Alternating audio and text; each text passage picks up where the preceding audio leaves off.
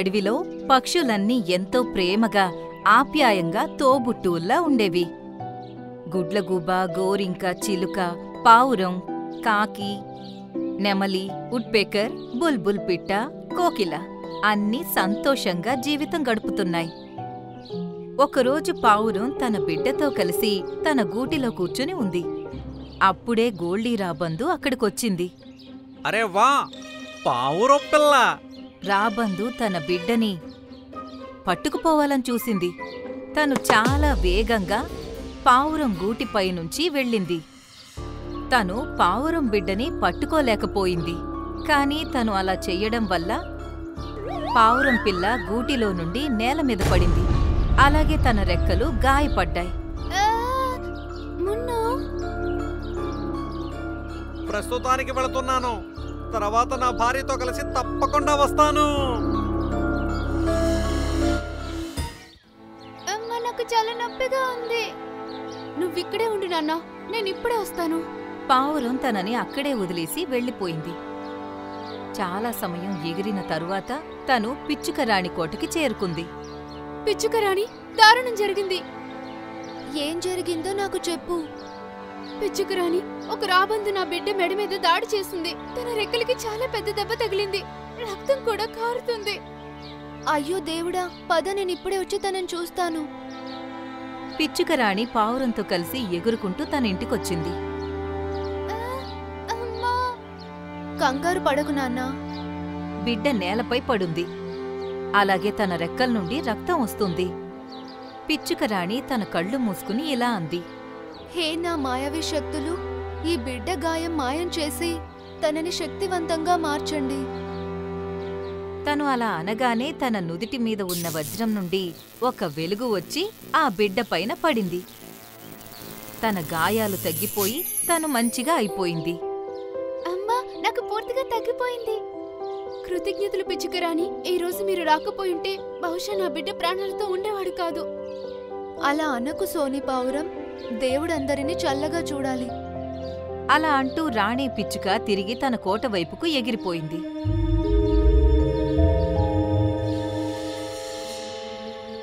పద డార్లింగ్, నేను మన ఇద్దరికి ఆహారం ఏర్పాటు చేశాను. అలాగా, ఏం చేసి వచ్చావో కాస్త నాకు కూడా చెప్పు. ఇప్పుడే నేను ఒక పావురం పిల్లని దారుణంగా గాయపరిచి వచ్చాను. ఈ పాటికి తను చనిపోయి ఉంటుంది. పద, వెళ్ళి దాన్ని తినేద్దాం. ఏమన్నావు? పావురం పిల్ల? అదంటే నాకు చాలా ఇష్టం. పద. రాబందు తన భర్త గోల్డీతో కలిసి అడవి వైపుకి బయలుదేరింది.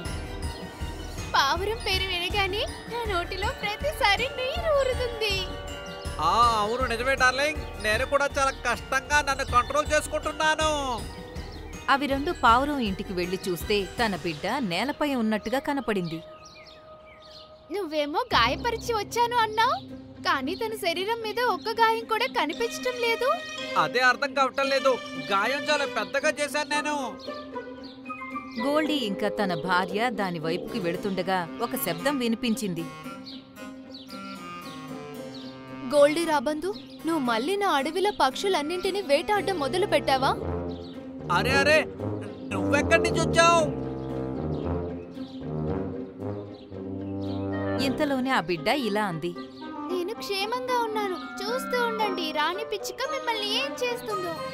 అరే, వీళ్ళంతా కలిసి మనల్ని వెదవల్లి చేశారా? ఇంతలోనే రాణి పిచ్చుక నుదుటికి ఉన్న వజ్రం నుండి వెలుగు వచ్చి ఆ రెండింటి పైన పడింది. ఆ రెండు గాల్లో గుండ్రంగా తిరగడం మొదలుపెట్టాయి. అరే అరే, నా తల తిరిగిపోతుంది. నాకు కూడా. రాణి పిచ్చుక, దయచేసి మమ్మల్ని వదిలేయండి. వదిలిపెట్టాలా? అలాగే, వదిలేస్తాను.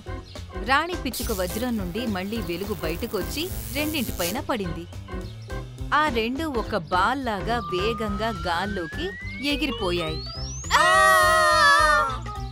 ఈ రోజు తర్వాత ఇంకెప్పుడు ఇక్కడ కనిపించకండి, అర్థమైందా? ఆ రెండు అక్కడి నుండి నేరుగా వెళ్లి నీటిలో పడ్డాయి. మనం ఆ రాణి పిచ్చుకొని ఏదో ఒకటి చెయ్యాలి.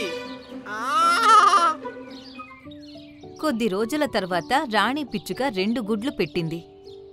అడవిలో ఉన్న పక్షులన్నీ తనకి అభినందనలు తెలియజేయడానికి వచ్చాయి.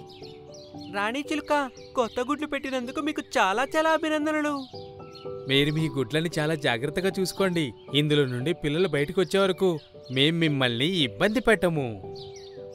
లేదు, నేను ఈ అడవికి రానిని. మీరందరూ నా ప్రజలు. పగలైనా రాత్రైనా నేను మీ సమస్యలు వినడానికి ఎప్పటికీ సిద్ధంగా ఉంటాను.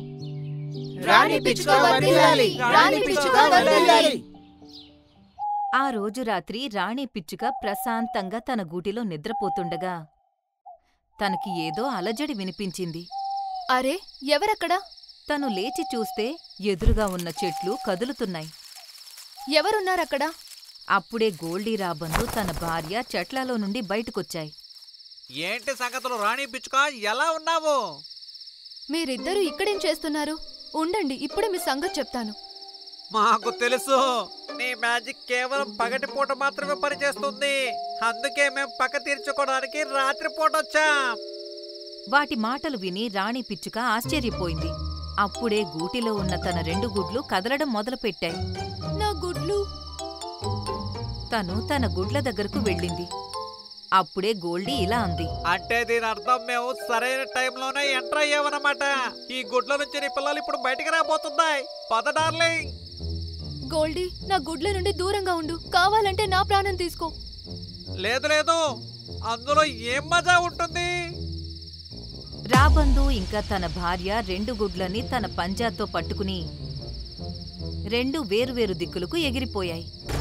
ఇక ఇప్పుడు చూద్దాం నీ గుడ్లను నువ్వు ఎలా కాపాడతావో. ఇప్పుడు నేనేం చెయ్యను? ఎవరి వెంట వెళ్ళాలి? రాణి పిచ్చుకకు ఏం అర్థం కాలేదు. అందుకే తను గోల్డీ వెనక వెళ్ళింది. ఆహా, నన్ను వెంటాడుతున్నావా? సరే, అది చూద్దాం నువ్వు నా వెనకాల ఎంత దూరం రాగలవో. గోల్డీ రాబందు తన పూర్తి బలం పెట్టి వేగంగా ఎగురుతూ ఉంది. మళ్ళీ కావాలనే వేగం తగ్గించింది. పిచ్చుక తన దగ్గరకు చేరుకున్న వెంటనే తను మళ్ళీ వేగంగా ఎగరడం మొదలుపెట్టేది. అలా తను ఒక గుహ లోపలకు వెళ్ళింది. గోల్డీ, ఆగు!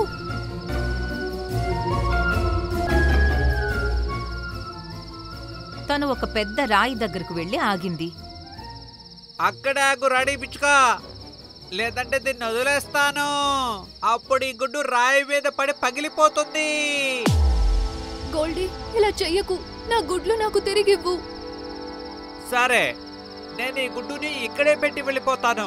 కానీ ముందు నువ్వు కళ్ళు మూసుకొని 10 వరకు లెక్క పెట్టాలి. రాణి పిచ్చుక దగ్గర ఇంకో దారి లేదు. తను కళ్ళు మూసుకుని లెక్క పెట్టడం మొదలుపెట్టింది. 1, 2, 3, 4, 5. తను 10 వరకు లెక్క పెట్టింది. ఆ తర్వాత కళ్ళు తెరిచి చూస్తే గోల్డీ రాబందు గుడ్డు తీసుకుని అక్కడ్నుండి మాయమైపోయింది.